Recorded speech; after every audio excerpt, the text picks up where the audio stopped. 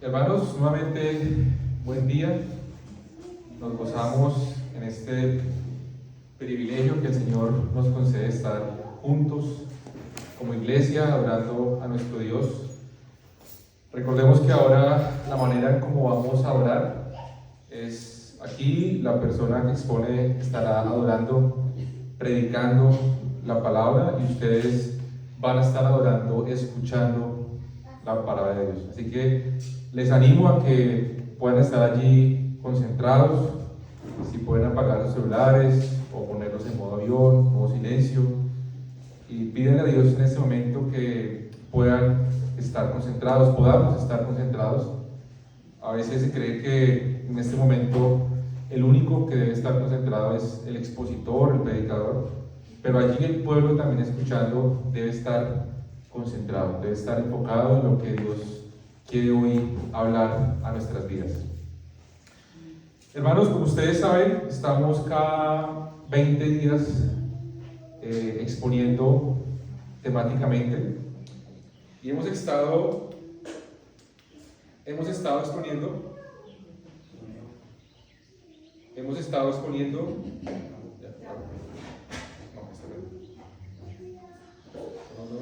está perdido. ¿Sí? Entonces va a haber un poquito más fuerte. Aquí está el cargador, si quieren lo ponen a cargar mientras se pasa.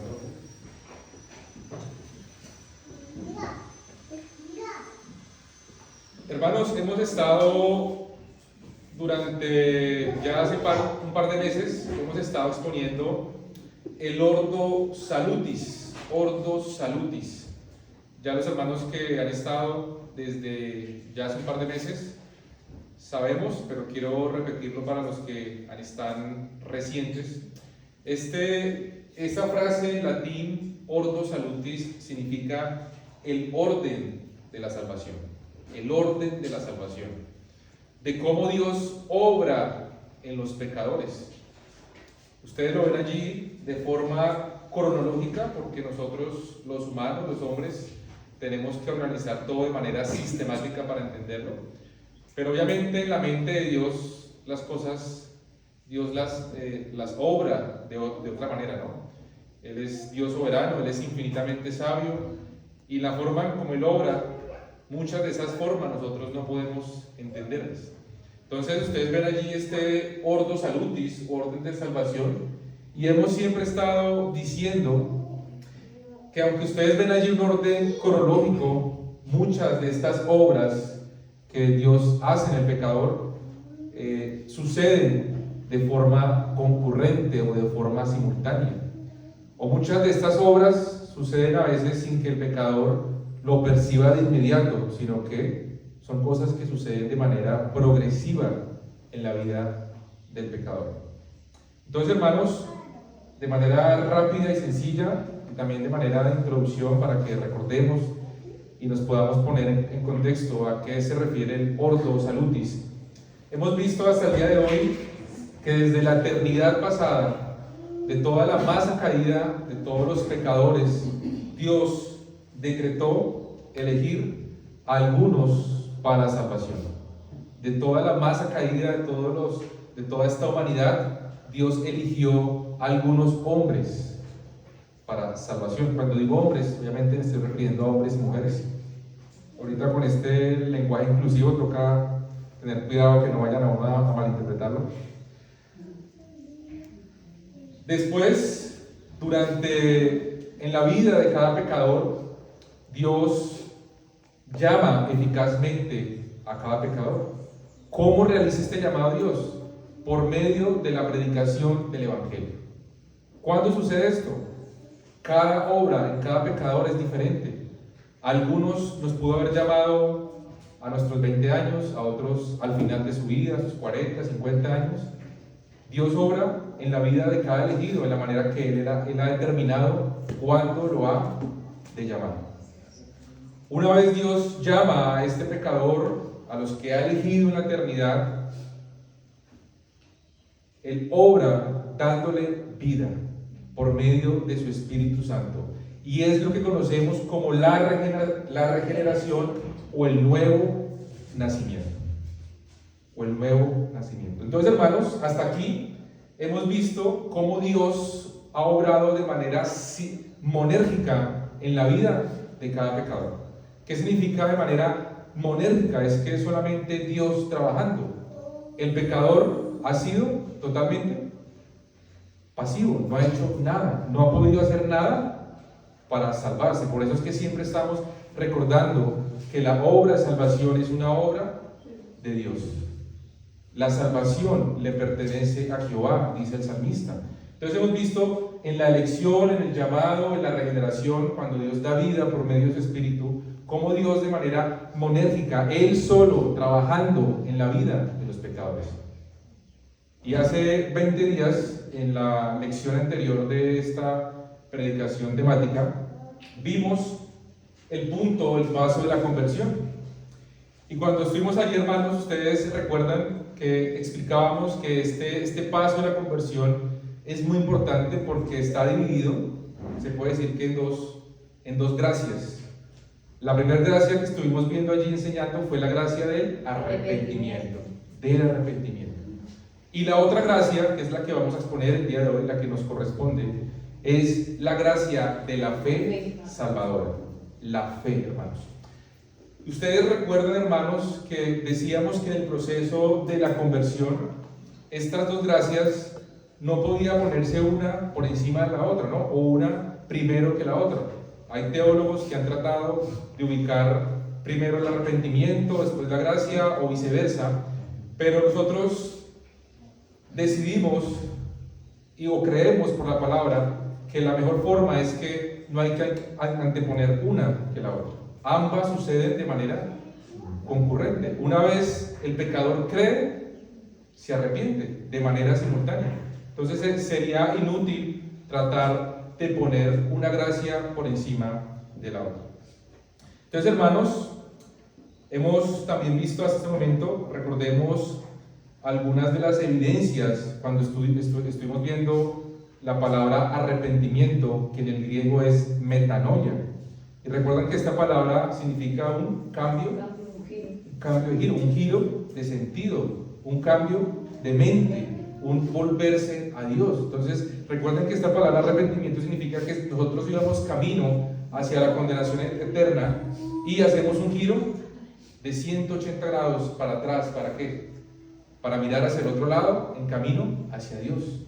Eso es lo que significa la palabra arrepentimiento, hermanos, la palabra arrepentimientos. Así que el día de hoy estaremos enseñando, hermanos, la otra gracia que sucede dentro de la conversión y es la fe salvadora. Y ustedes escuchaban esta mañana al hermano Jairo ya dando algunas pautas, algunas introducciones de lo que es la fe. Y es una palabra que es muy común, ¿no? Una palabra que está en la boca de todas las personas. Todas las personas con frecuencia estamos usando esta palabra fe. Usamos la palabra fe para todo, ¿no? Yo le tengo fe a mi equipo, yo le tengo fe a mi presidente. Él es el que nos va a sacar, nos va a cambiar el rumbo del país. Yo le tengo fe a mi esposa, le tengo fe a mi esposo. Y usamos con frecuencia, hermanos, esta palabra, la palabra fe, para todo. Le tengo fe a mi trabajo. Con ese trabajo, a las pastillas. Con esas pastillas voy a poder dormir. Con esas pastillas voy a poder sobrepasar el dolor de cabeza. A todo le tenemos fe, hermanos. Ponemos la fe en todas las cosas, en el dinero, en las cosas que nos van a tal vez dar alguna solución, alguna salida. Por eso el teólogo Wayne Grudem, un teólogo americano, él define la conversión de la siguiente forma. Él dice: la conversión es nuestra respuesta voluntaria al llamado del Evangelio, mediante la cual nos arrepentimos sinceramente de nuestros pecados y ponemos nuestra confianza en Cristo para salvación. Ponemos nuestra confianza en Cristo para salvación. Así que esta mañana, hermanos, veremos la segunda parte. Ustedes recuerdan que el sermón tenía por nombre dos cosas qué debes hacer para ser salvo. En la parte 1 vimos el arrepentimiento y hoy en la parte 2 deseo en esta hora que podamos entender, hermanos, que podamos comprender y que podamos responder las preguntas de qué es la fe salvadora. ¿Qué significa realmente creer en Cristo? ¿Qué implica tener una fe verdadera, una fe salvadora? Por eso, la segunda cosa que se necesita para ser salvo es la fe en Jesucristo. Es la fe en Jesucristo. Y vuelvo y repito, cuando digo la segunda cosa, que es la fe, no me estoy refiriendo a que la primera sea el arrepentimiento en orden, ¿no? Hemos decidido explicar el arrepentimiento y después la fe, pero no que tengan un orden, ¿no? Así que, hermanos, como les acabo de leer esta definición de que da el teólogo Wayne Grudem, entonces él termina esta definición cuando habla de la conversión, que cuando ponemos nuestra confianza en Cristo Jesús para salvación. Ponemos nuestra confianza en Cristo Jesús para salvación, hermanos. Y hemos visto entonces que en estos primeros 3 pasos, elección, llamamiento, regeneración, hemos dicho que es una obra monérgica, ¿no? Que Dios trabaja. Pero cuando llegamos a este paso de la conversión, hermanos, ya aquí decimos que es una obra sinérgica. Y cuando decimos que es una obra sinérgica se refiere a que Dios está obrando como el Dios soberano, pero el hombre ya está respondiendo, el hombre está voluntariamente actuando. ¿Pero es porque qué? Porque ya en esta elección que sucedió en la eternidad pasada, fue llamado, ha sido regenerado, ahora él ha sido capacitado para responder. Recordemos que el hombre, antes de ser transformado, antes de recibir vida, todo hombre está ¿qué? Muerto en delitos y pecados. El hombre está inhabilitado, está incapacitado, no tiene la habilidad ni la voluntad de buscar a Dios. Ningún hombre, hermanos, ningún hombre tiene esa habilidad de buscar a Dios, ni quiere ni puede buscar a Dios. Entonces, aquí en la conversión, el hombre ya ha recibido vida, y es por eso que esta obra empieza a ser una obra sinérgica. Ahora, 2 trabajando. Y cuando digo 2 trabajando, no me refiero a que Dios hace un porcentaje y el hombre no. Dios, él hace 100% de la obra, ¿no? Decía una señora cubana que se autodenomina pastora, dice, es que Dios pone el 60% y ustedes ponen el 40%. No, Dios hace el 100%, hermanos. La obra del Señor de principio a fin. De principio a fin. Y esas son las enseñanzas que están virales en las redes sociales y las personas comparten y retuitean y no se dan cuenta de las herejías que están compartiendo. Entonces, hermanos, en esta obra sinérgica, el hombre ahora va a responder. ¿En qué? En fe y arrepentimiento. Dios elige, Dios llama, Dios regenera, pero ¿quién cree y quién se arrepiente? El hombre, el hombre. Entonces aquí entra esta obra. Entonces, hermanos, vemos en la porción que acabamos de leer del texto base de la enseñanza de hoy, vemos allí entonces a Pablo y Silas. Estos 2 hombres en su labor de misioneros se encuentran encarcelados en la ciudad de Filipos. Han estado allí por varios días y antes de ser encarcelados ellos se encuentran predicando el evangelio. Han zarpado allí, han llegado allí y durante varios días hay una mujer poseída por un espíritu de adivinación y esta mujer los ha estado molestando, turbando, y los amos de esta mujer se aprovechaban de su espíritu de adivinación para enriquecerse tratando de adivinar a todos los hombres y usando a este espíritu de adivinación para recibir dinero. Después de varios días, esta mujer turbando allí a Pablo, Pablo dice al espíritu que salga de la mujer en el nombre de Jesucristo. Esto es lo que Pablo hace. Pablo lleva allí predicando, Pablo y Silas llevan predicando durante varios días. Esta mujer los está allí turbando y Pablo le dice, le exige al espíritu que salga de esta mujer. Y esta mujer es libre. Y sus amos, al darse cuenta que se ha perdido la fuente de su ganancia, que ya esta mujer no tiene el espíritu de adivinación por el cual ellos recibían las ganancias adivinando a las personas, ellos acusan injustamente a Pablo y Silas. Y ese es el motivo por el cual ellos son encarcelados. Los acusan de estar alborotando a la ciudad, de estar alborotando con sus enseñanzas allí al pueblo. Y finalmente ellos son apresados, azotados y encarcelados. Este es el motivo, hermanos, por el cual Pablo y Silas están encarcelados en la ciudad de Filipos. Leamos nuevamente lo que dice entonces allí el versículo 25 y 26. Ya nos pusimos en contexto de lo que estaba sucediendo y por qué estaban en la cárcel.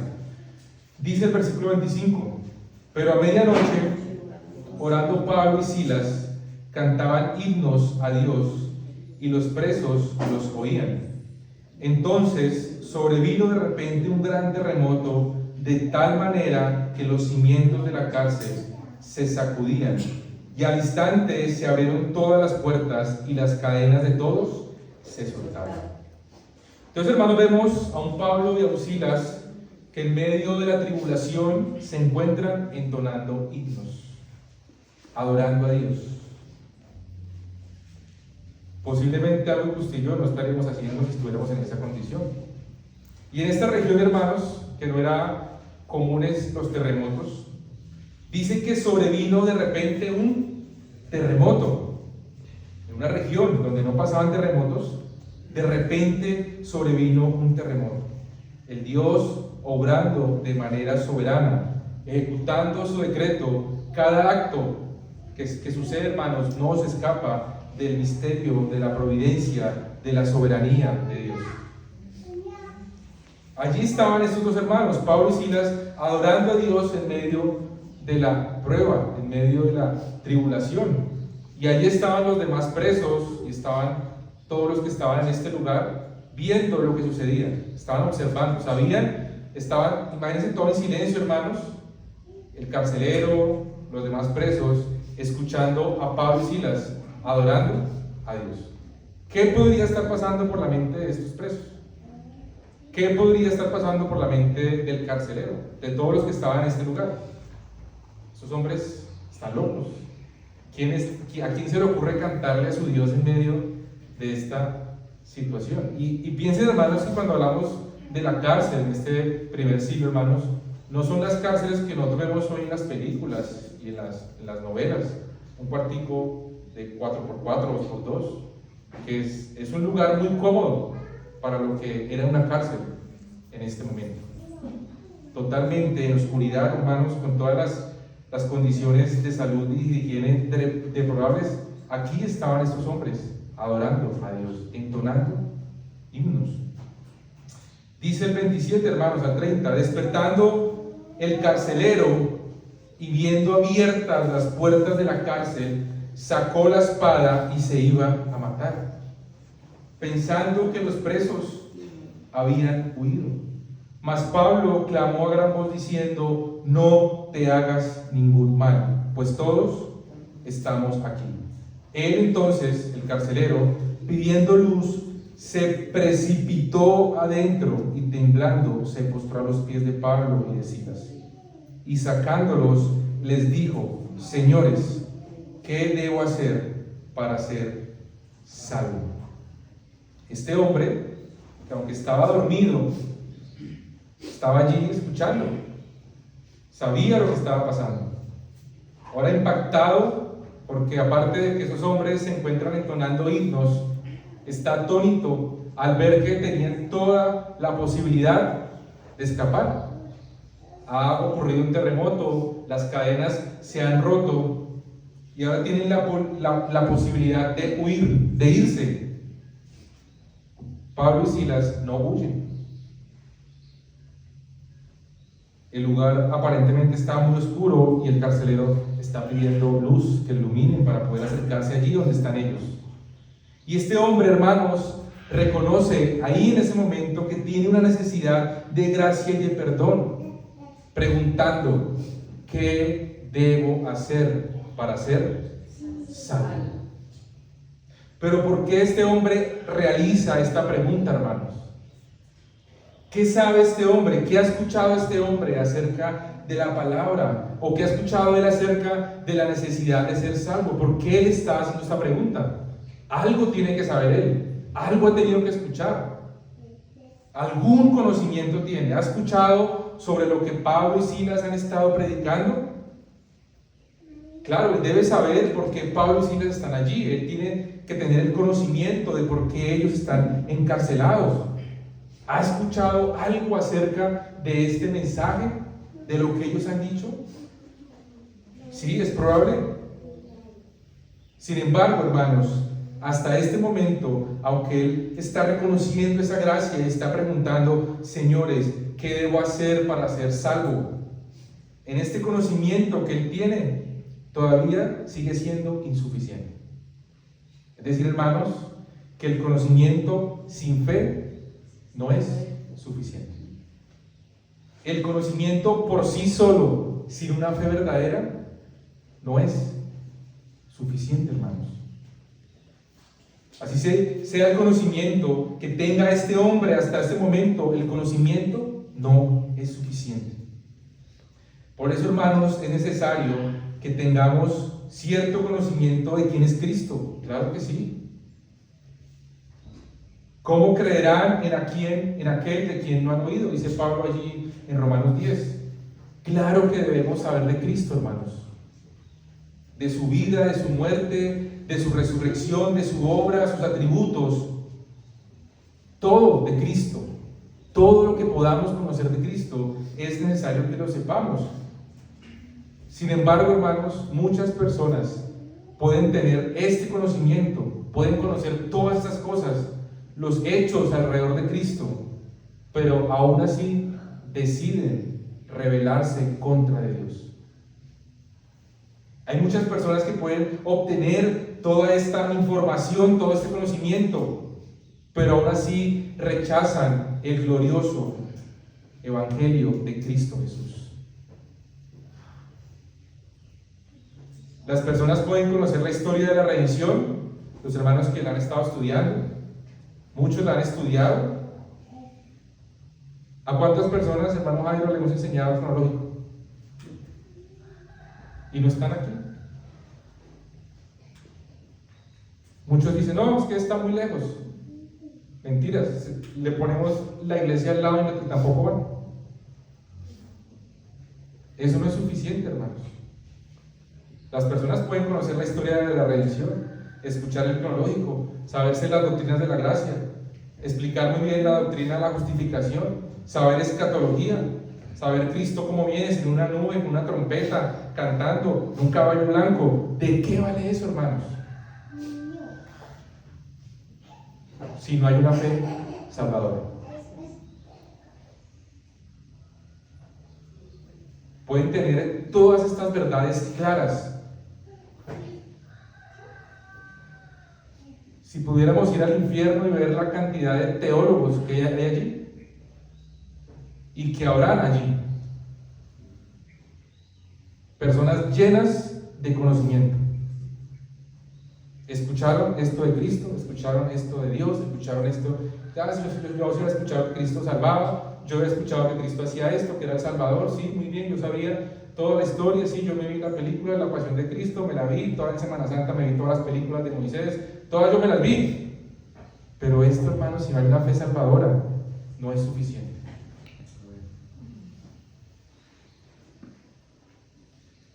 Todo este conocimiento, hermanos, no es suficiente si no hay una verdadera fe. Quiero invitarlos a que vayamos juntos al libro de Santiago. Está ahí más adelante en nuestras Biblias, hermanos. Después del libro de Hebreos y antes de Pedro. Santiago, capítulo 2, versículo 19.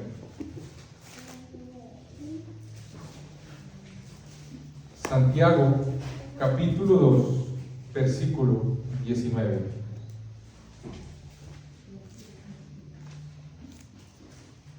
Dice la palabra del Señor: ¿tú crees que Dios es uno?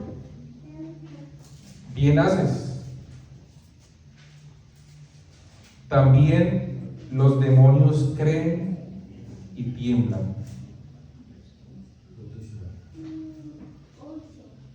¿Tú crees que Dios es uno? Bien haces. También los demonios creen y tiemblan. ¿Acaso esto quiere decir que los demonios serán salvos? ¿Esto quiere decir que los demonios son salvos por creer?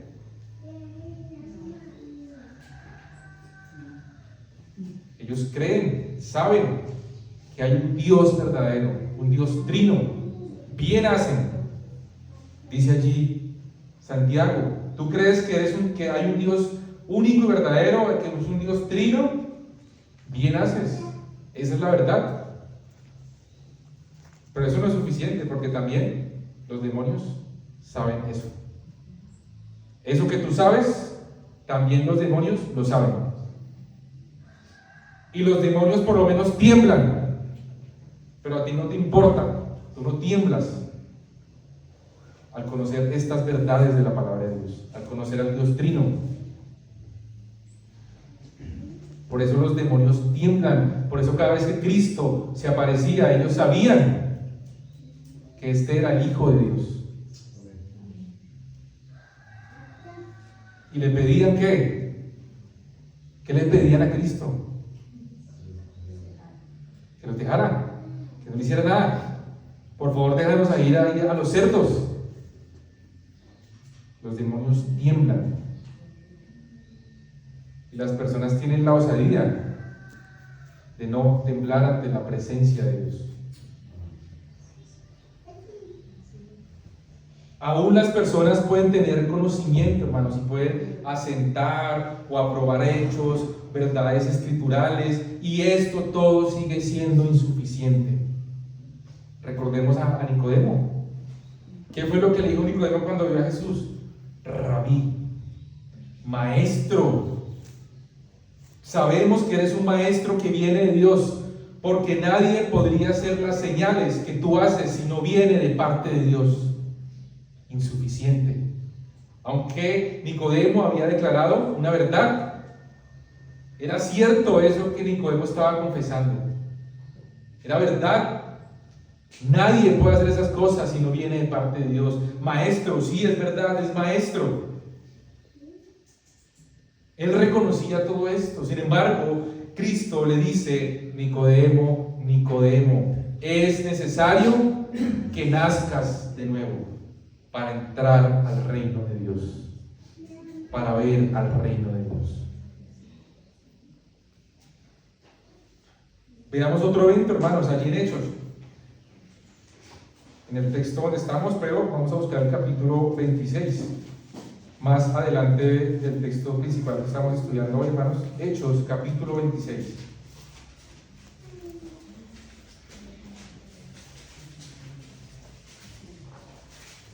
Vamos a leer del versículo 27 y 28.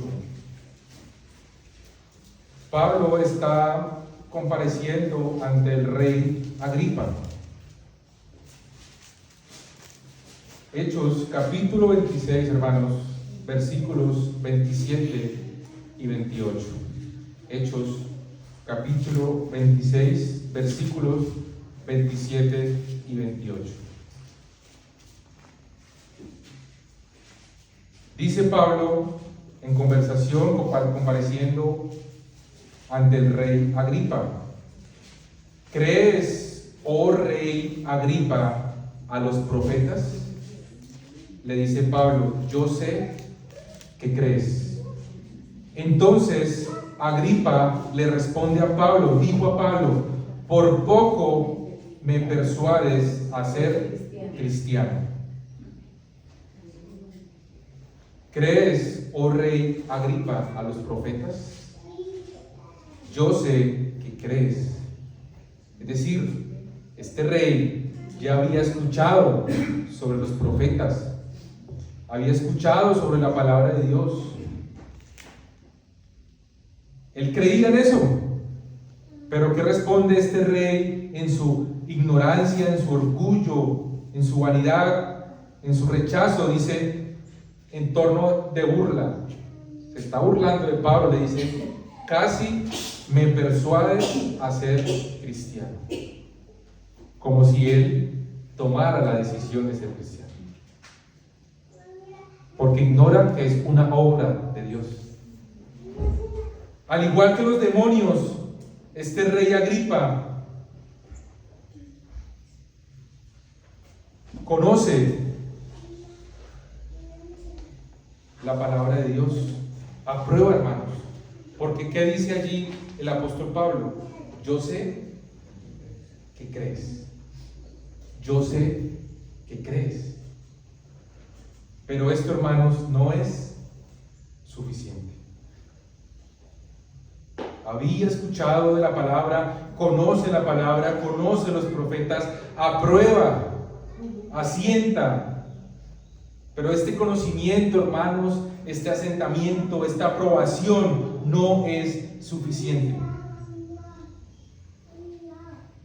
Por un poco, Pablo, casito, Pablo, te faltó un poquito más de fe, Pablo, para que yo me convirtiera, para que yo casi me convierta a cristiano. ¿Y no es eso lo que responden hoy los impíos? Les falta más fe. Ore, siga orando. Siga orando. Cuando esté en mi lecho de muerte, ahí me arrepiento. Como si el arrepentimiento dependiera de uno. El arrepentimiento, hermanos, al igual que la fe, es un don de Dios. Y Dios se lo da a quien Él quiere, cuando Él quiere y donde Él quiere. El Espíritu Santo, hermanos, esta obra del nuevo nacimiento, de la regeneración, recuerdan allí cuando Cristo le dijo a Nicodemo, es como el viento. No sabemos saber el viento de dónde viene, hacia dónde va, ni cuándo viene y sobre quién viene. Así es la obra del nuevo nacimiento. ¿No es esta misma actitud que toman los impíos? Por poco y me convences de ser cristiano. Vayamos otra vez al libro, ahí a nuestra parte del texto principal, hermanos, Hechos 16. Leamos nuevamente el versículo 30 y el 31. Hechos 16, 30, 31.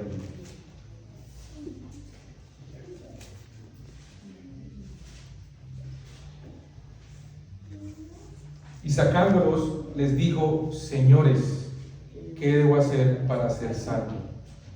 Ellos dijeron, cree en el Señor Jesucristo y serás salvo tú y tu casa. Hermanos, solo hay dos cosas que Dios demanda que los hombres hagan para que sean salvos: arrepiéntanse y crean. Dos cosas, hermanos. Solo hay dos cosas que Dios le está demandando a los pecadores: crean y arrepiéntanse.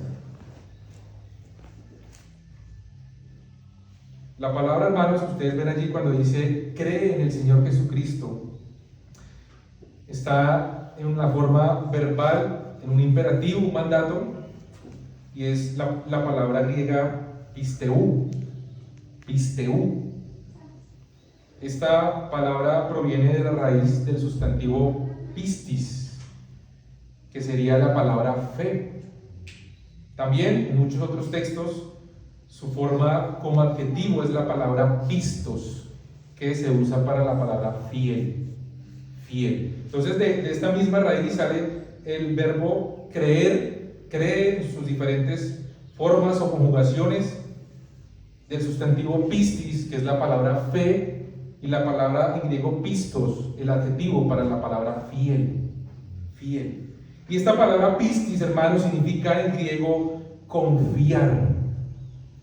Cuando Pablo está diciendo, y Silas, cree en el Señor Jesucristo, le está diciendo al carcelero, confía, convéncete, persuádete, debes tener la convicción de Cristo.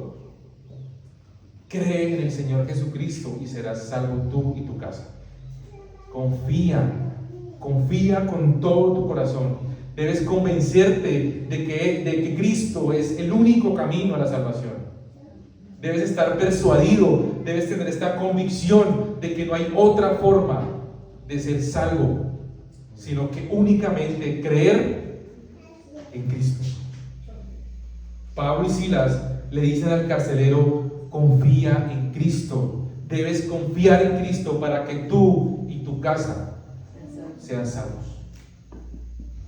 Hermanos, y esta es la misma palabra, el mismo verbo que vemos allí en el capítulo de Santiago de los demonios, y es la misma palabra que aparece allí con el rey Agripa, que dice que creen. La misma palabra, hermanos, en griego. ¿Qué significa esto? Que el rey Agripa, que los demonios creen, saben, pero este rey Agripa cree, pero si no hay una fe genuina, verdadera, hermanos, no hay una confianza en Cristo. Ellos creen en las verdades, conocen las verdades, pero no es lo mismo, hermanos, conocer las verdades que confiar en Cristo. Ustedes pueden decir, no, yo creo en todo lo que la Biblia dice. Muy bien, el diablo se la sabe de principio a fin, él la cita. Confía en Cristo para salvación. Es confiar en Cristo para salvación, hermanos. Y además del conocimiento, de la aprobación de todo lo que hemos conocido hasta el día de hoy y lo que podamos seguir conociendo, se debe confiar en Cristo como el Hijo de Dios, el Dios hecho hombre, la segunda persona de la Trinidad, para obtener el perdón de los pecados. Para obtener la vida eterna, hermanos, debemos confiar en Cristo para salvación y ser libres de la ira venidera. Ser libres de esta ira. Así, hermanos, que confiar en Cristo, únicamente en Cristo, es el camino para poder obtener salvación. Confiar en que únicamente en Cristo puede haber salvación es tener la certeza que no hay otro camino al Padre. Cristo no es el mejor camino de muchos, no es el mejor camino de varios, es el único camino al Padre. Únicamente en Jesucristo, el Señor y Salvador. Por eso, durante la época de la Reforma, a medida que se fueron desarrollando y sistematizando lo que hoy nosotros conocemos como las 5 solas de la Reforma, que toda iglesia dice abrazar, toda iglesia dice creer en las 5 solas, aprueban, pero en la experiencia son muy pocos las iglesias y los creyentes que realmente viven y enseñan estas verdades. Sola fide, solamente por fe. Solus Christus, solamente por medio de Cristo.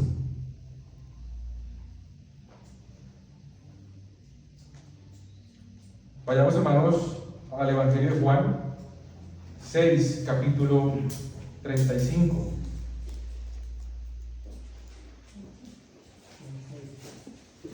Juan capítulo 6, versículo 35.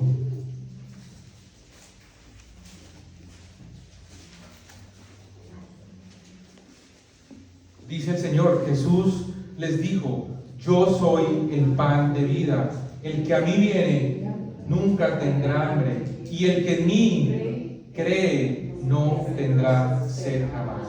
El que en mí confía, pisteu,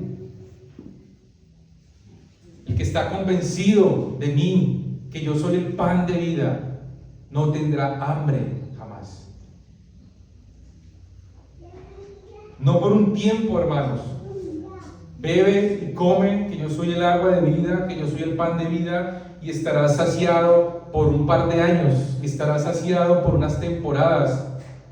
No tendrás hambre jamás, no tendrás sed jamás.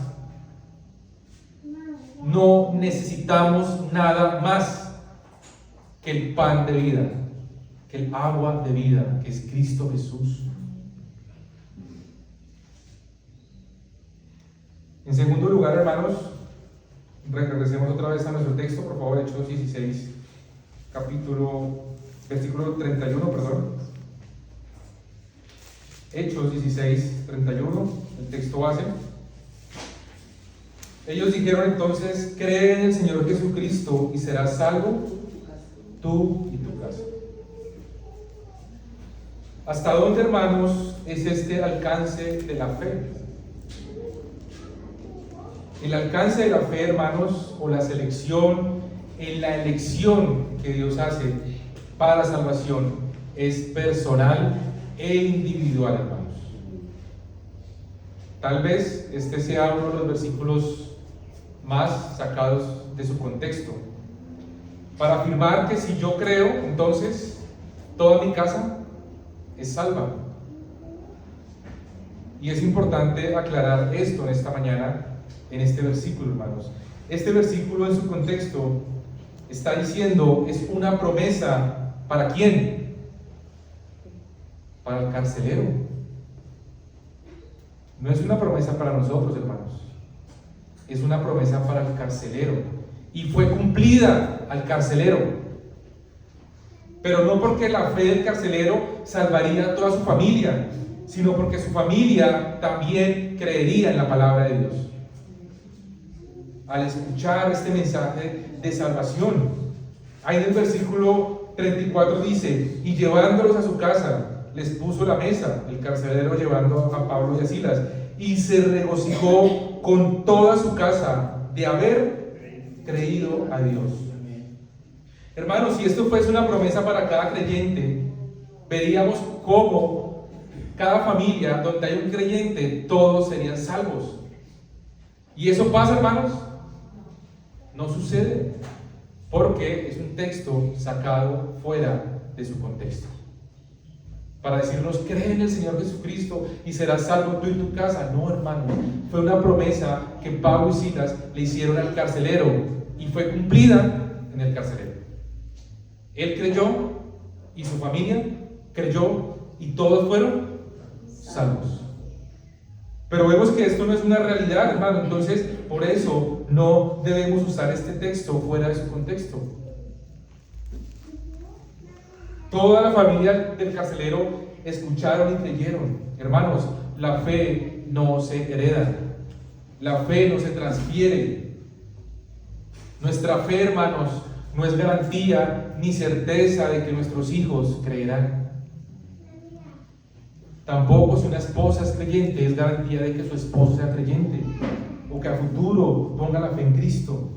Eso no me enseña este texto, hermanos. Dios no elige familias, Dios no elige grupos, no elige comunidades. Dios elige individuos, a cada persona. Desde antes de la fundación del mundo, por el puro afecto de su voluntad. Sin embargo, hermanos, aunque la salvación no depende de nosotros, y este versículo no es una promesa de que todos nuestros hijos creerán, sabemos que es una obra del Señor. Hay que predicar a nuestros hijos, hay que predicarle a nuestra familia, tanto como podamos, como si la salvación dependiera de nosotros. Y siempre, cuando digo esto, hermanos, me gusta recordarles a los hermanos: ¿qué harían ustedes si sus hijos, si nuestros hijos están postrados en el lecho de muerte, en una cama de un hospital,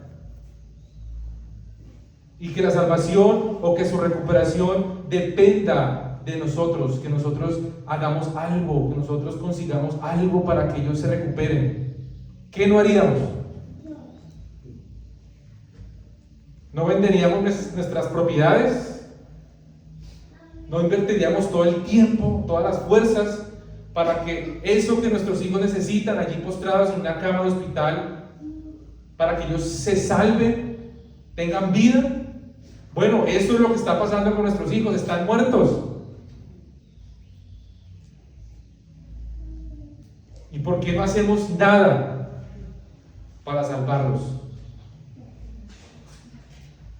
No depende de nosotros, hermanos, pero hay que hacer como si dependiera de nosotros.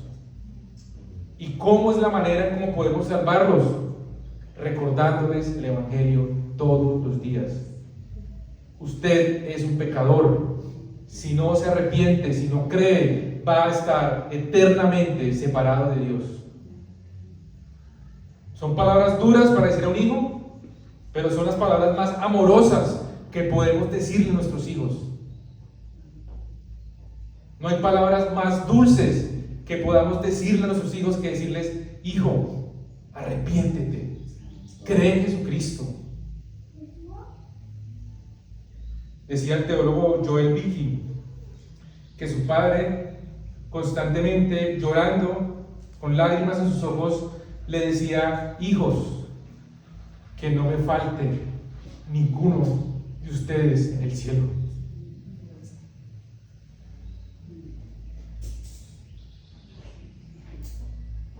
Hechos 16, 32, 33. Y la palabra, y le hablaron la palabra del Señor a él y todos los que estaban en su casa.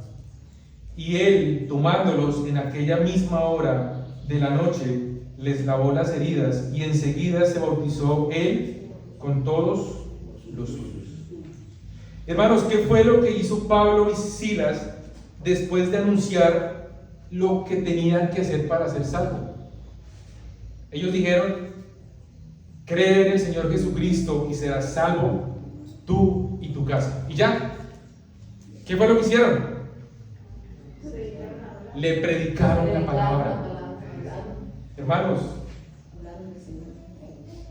en tercer lugar, el medio que Dios predeterminó para que los hombres vengan en arrepentimiento y fe es por medio de la predicación de la palabra de Dios.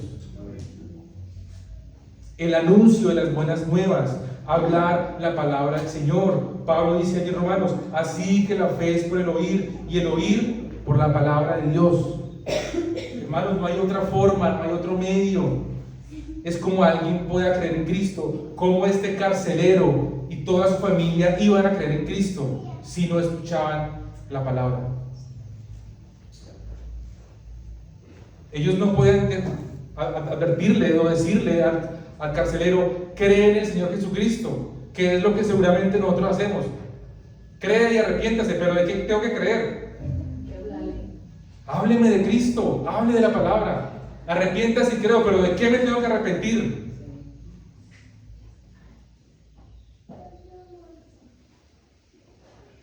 Crean en Cristo, pero tenemos que hablar el Evangelio, hermanos. No es congruente, hermanos, hacer este llamado, hacer esta exhortación sin presentar a las personas el Evangelio, la palabra de Dios, hermanos. Y a veces nosotros queremos tener espacios largos, hermanos. Hay personas que vamos a conocer por un par de minutos. Un taxista, cualquier persona en la calle, el que vende bonais. ¿Cuánto tiempo vamos a tener con esa persona hablando? Un par de minutos. Y tal vez sea la única vez que lo veamos. Pero entonces: no, quiero invitarte a un estudio en mi casa para que vengas. Claro, sería ideal, hay que apuntarle a eso, claro. Pero hay personas que vamos a ver una vez en la vida, hermanos. Y el Evangelio es sencillo, hermanos, es sencillo. La palabra dice que usted es un pecador que está muerto. Si no se arrepiente de sus pecados y si no pone su confianza en Cristo para salvación, va a estar eternamente separado de Dios.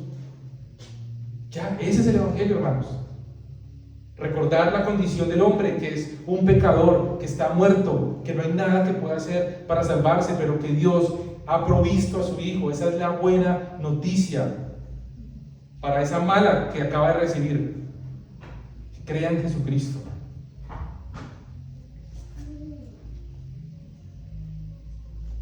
A veces, hermanos, muchas veces la forma en cómo presentamos el Evangelio, o muchas personas presentan el Evangelio, es contando su testimonio personal, hermanos. Eso es muy lindo, pero ese no es el Evangelio. Un sueño, una visión, un sentir que Dios me dijo, que Dios me reveló. Lo que no esté en la palabra, hermanos, eso no es lo que Dios dijo. Por eso, cada vez que nosotros estamos aquí decimos, la palabra de Dios dice, o Dios dice a través de su palabra. No que tuvo una revelación. Si aún otro ángel del cielo les anunciare otro evangelio, anatema sea, maldito sea. Por eso, hermanos, somos sola escritura, otra de las solas de la reforma. Solo la palabra de Dios. Queremos saber qué quiere Dios o qué demanda Dios o qué Dios enseña de cualquier cosa en nuestra vida, hermanos. La palabra de Dios es nuestra regla de fe y práctica para la iglesia y para todo creyente. Porque no se trata de nosotros, no somos el centro, hermanos.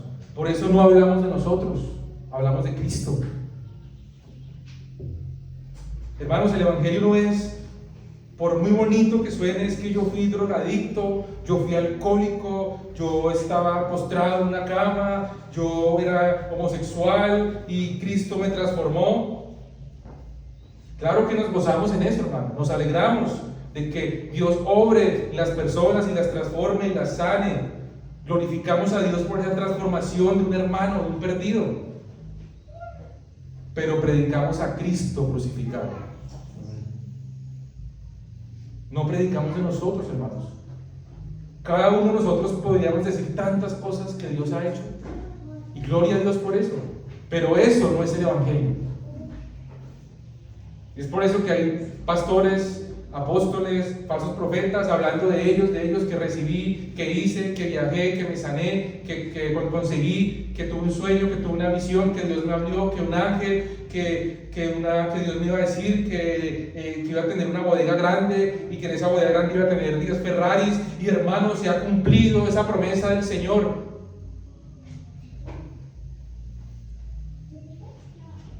Esa voz que ese hombre escuchó es la voz del diablo. Porque Dios no promete esas cosas.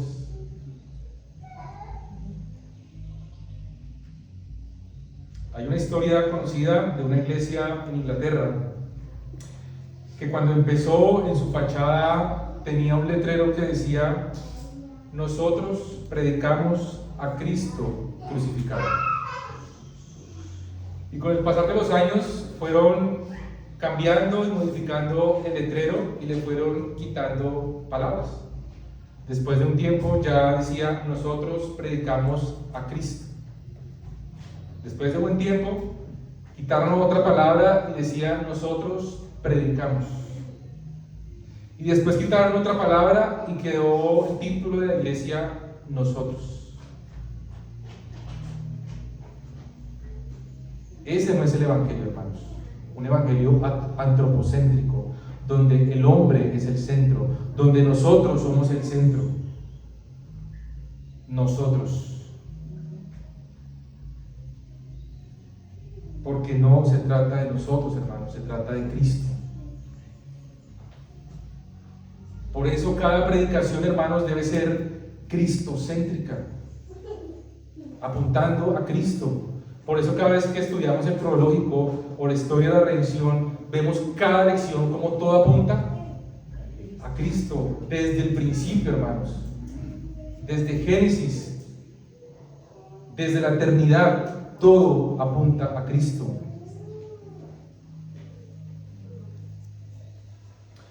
Juan 6, hermanos, regresemos allí al texto que vimos ahorita, Juan 6, 37, un versículo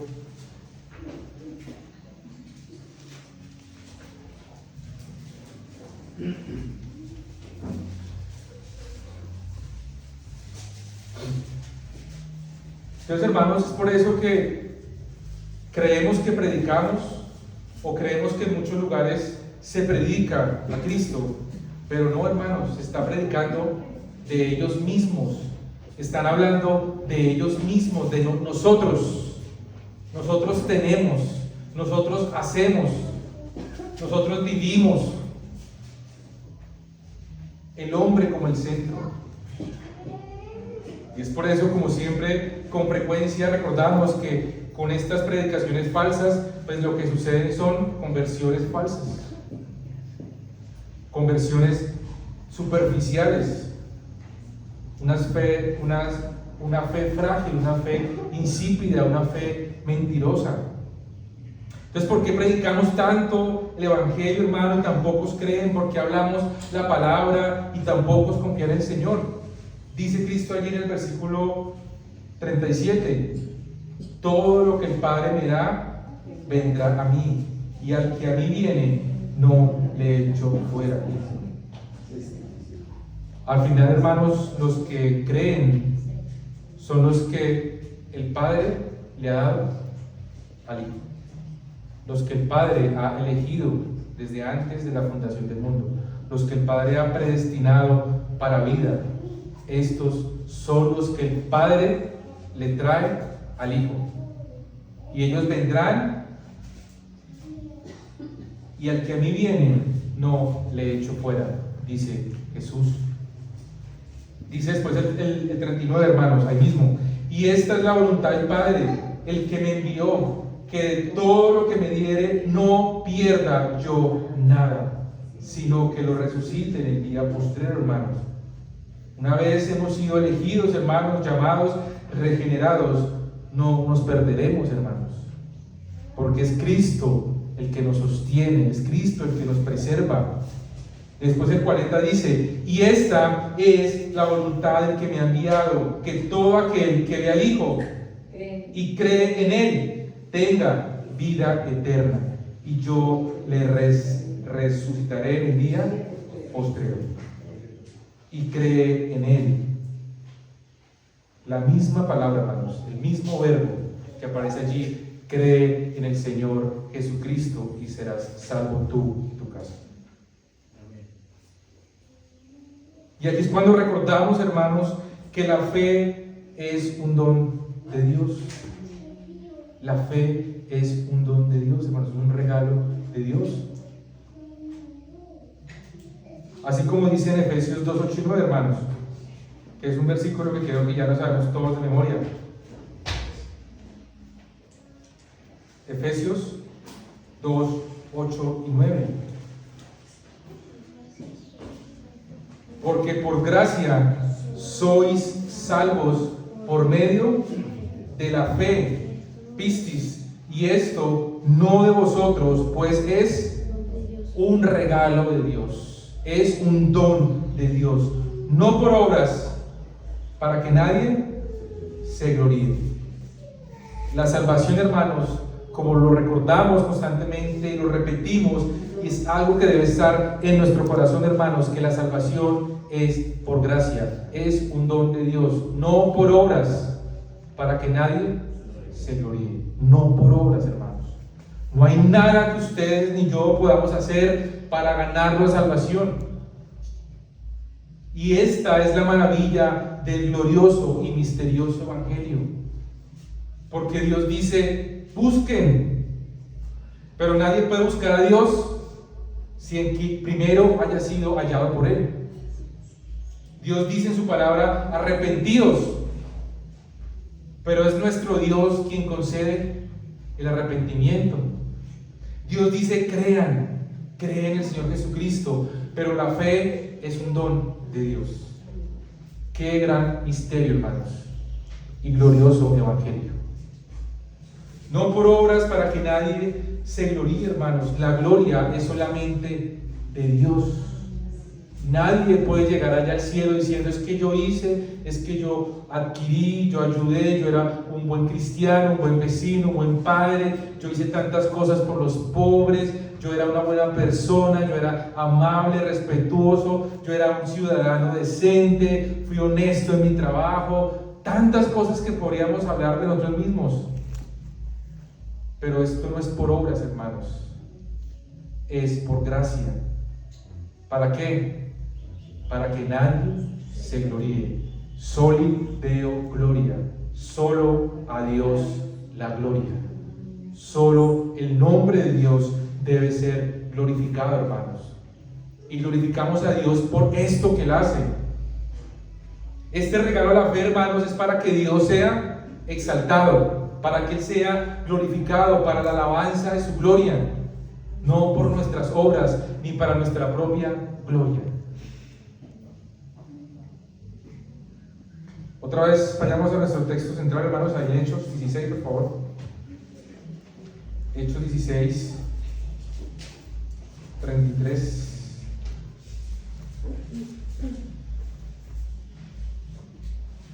Y él, el carcelero, tomándolos en aquella misma hora de la noche, les lavó las heridas y enseguida se bautizó él con todos los suyos. Vemos, hermanos, con frecuencia en el libro de los Hechos que las personas creían y de manera inmediata eran bautizados. Creían. Su fe estaba siendo fortalecida con todo eso que ellos estaban recibiendo y de una vez se bautizaban. Y es porque, hermanos, la fe debería aumentar a medida que aumenta nuestro conocimiento. Ya una vez hemos creído en Cristo, una vez estamos convencidos de nuestra condición de pecado, que hemos puesto nuestra confianza, nos hemos arrepentido, creemos que la Biblia, como palabra de Dios, como voluntad revelada o preceptiva de Dios, aquí, hermanos, en esta palabra podemos obtener cada día y cada día más conocimiento de Dios. Y es por eso que estudiamos, para conocer más a Dios, hermanos. Por eso los invitamos a que estudien. Por eso nuestro afán, nuestro deseo de que las personas conozcan más a Dios. No es para tener conocimiento, para debatir, hermanos, para ganar debates. Es porque nuestra fe será aumentada y fortalecida de esta manera. Por eso cuando algo nos apasiona, hermanos, ¿cuántas cosas nos apasionan a cada uno de nosotros?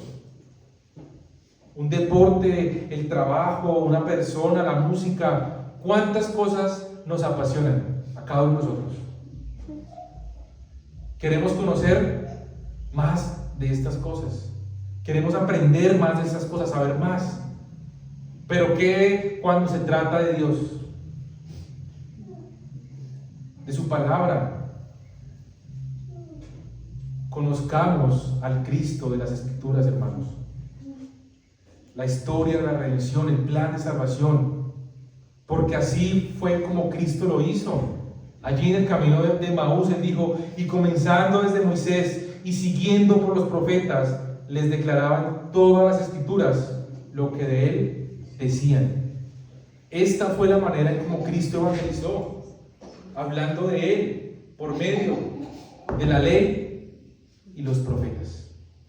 No es que sea la única forma de evangelizar, pero así lo hizo Cristo y por eso así lo hacemos, para que las personas puedan ver a Cristo desde la ley y desde los profetas. No desde el nuevo pacto únicamente, sino desde el antiguo pacto. Él es anunciado y presentado, hermanos.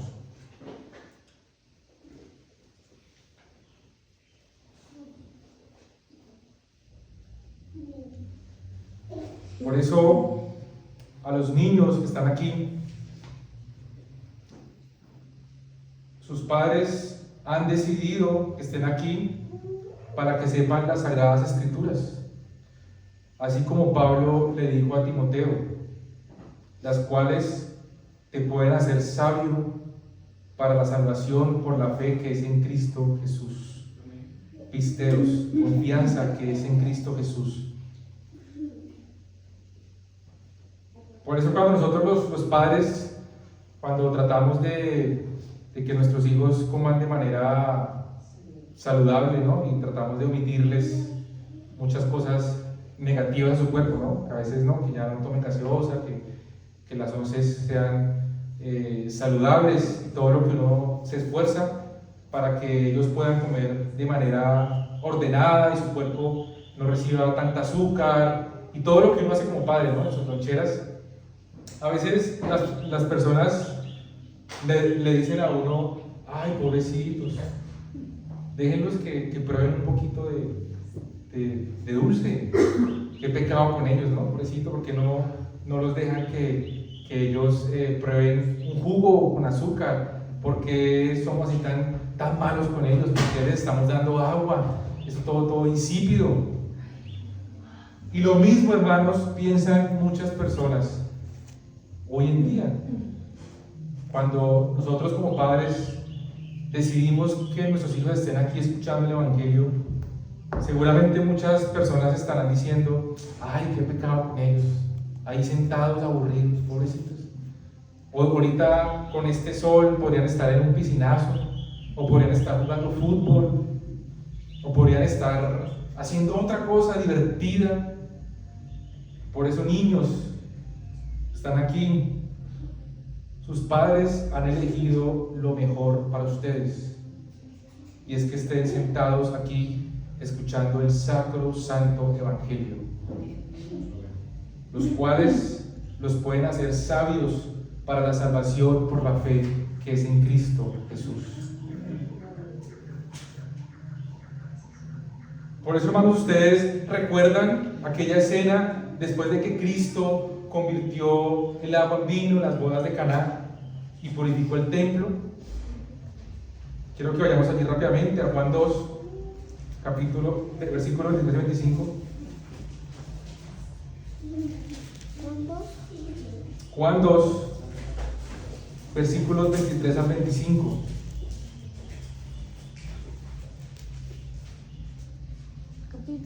Esto es Juan, capítulo 2, versículo 23 al 25.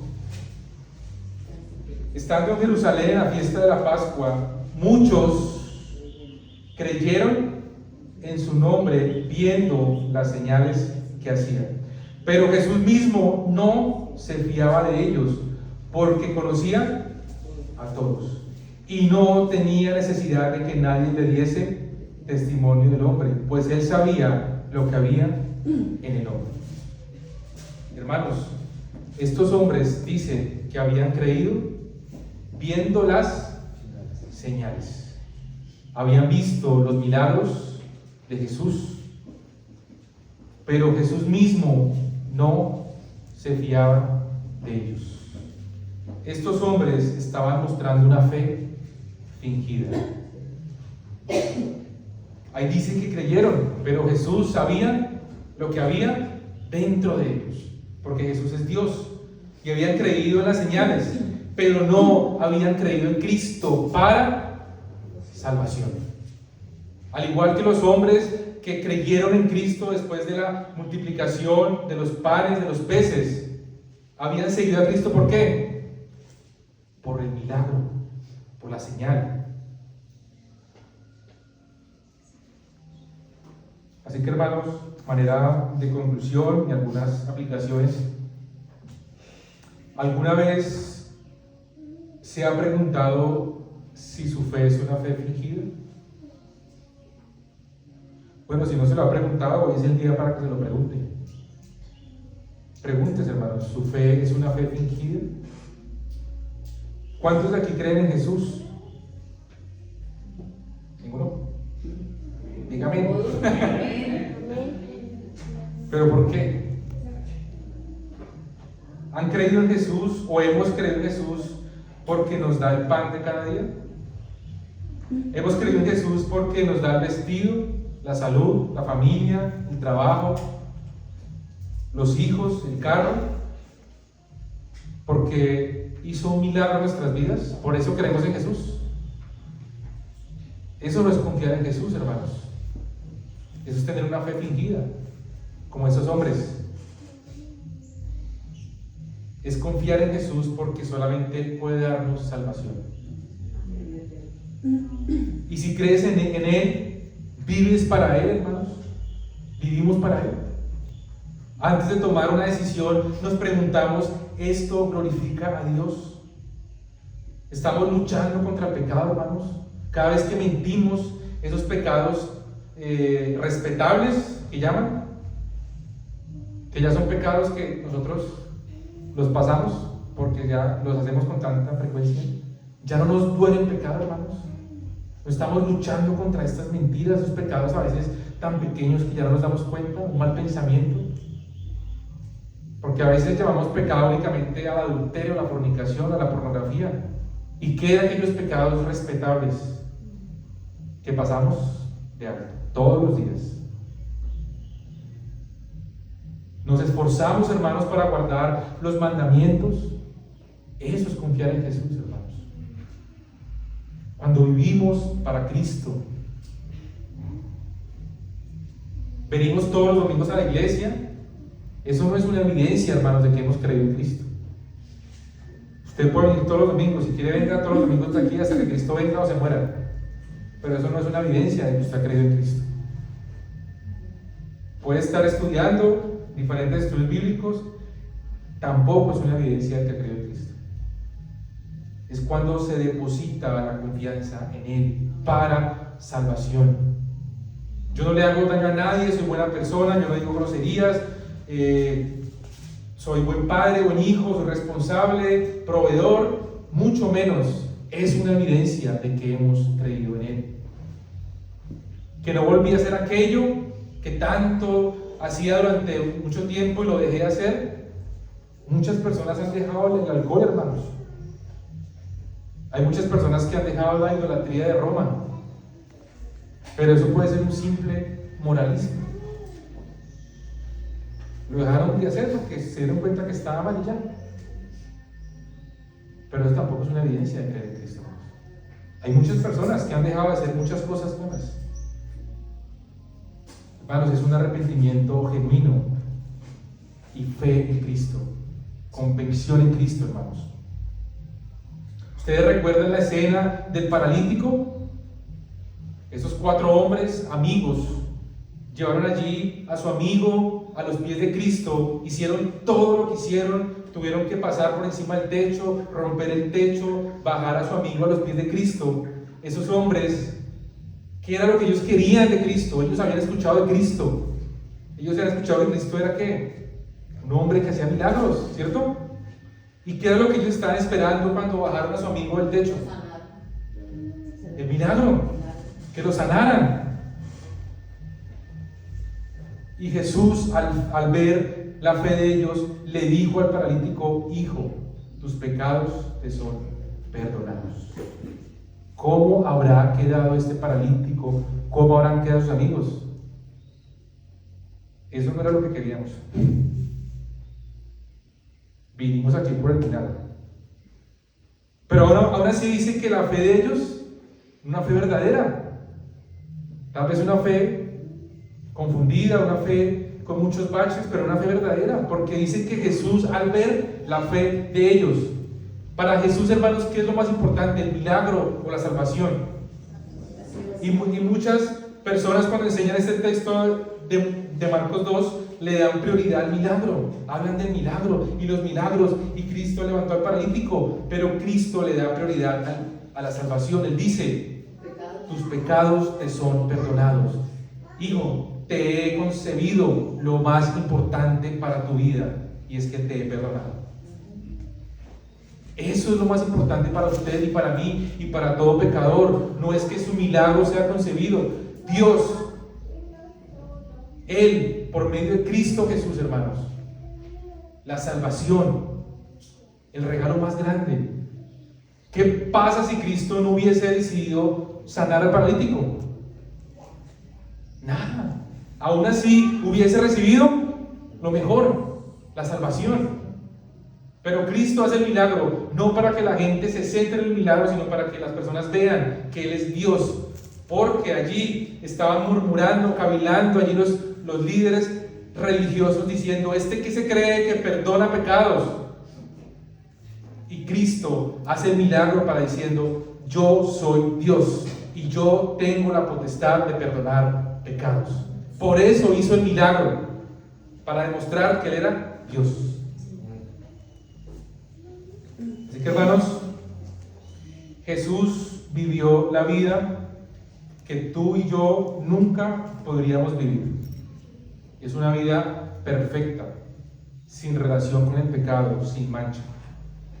Él murió como tú y yo merecíamos morir, pero Él se hizo pecado por nosotros. Y resucitó para vencer la muerte y darnos vida. Y ascendió y está sentado reinando a la diestra de Dios Padre, y volverá. Y el día cuando vuelva, hermanos, ya no va a volver con misericordia. Va a venir como el león de Judá, juicio contra todos sus enemigos. Oremos. Padre, te damos gracias, Dios, por tu palabra en esta mañana, Dios. Gracias por este privilegio que nos das de poder escuchar el Evangelio, tu palabra, Dios. Padre, gracias por esta obra que tú haces en pecadores como nosotros. Y es que tú, en tu gracia, en tu misericordia, nos diste vida, nos regalaste el don de la fe y el arrepentimiento, y por eso hoy nosotros confiamos en ti, Dios. Confiamos en Cristo Jesús, que solamente por medio de tu Hijo podemos tener salvación, Dios.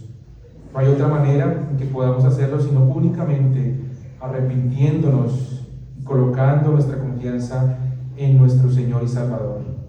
Gracias por este regalo tan grande de Cristo, tu Hijo amado, para darnos vida, para darle vida a pecadores. Padre, te pido por cada una de las personas que están aquí reunidas, que aún no han nacido de nuevo, Dios, que quieras tú concederles el don de la salvación, el don de la fe y el arrepentimiento, Padre. Gracias por esta obra tan hermosa, que no merecemos, este favor inmerecido, esta gracia que tú nos das por medio de Cristo, y es la salvación, y es el poder conocerle a Él, adorarle, glorificarle, Dios. Te adoramos en esta mañana, Dios. Te pido que esta palabra pueda ser de bendición para mí, para mis hermanos, para mis amigos, las personas que escuchan esta palabra de Dios. Gracias por tu fidelidad, gracias por tu cuidado especial que tienes para con nosotros. A ti damos toda gloria y toda honra, porque eres tú el merecedor de ella. Gracias, Padre amado. En el nombre de Cristo Jesús. Amén. Muchas gracias, hermanitos. Invito al hermanito Jairo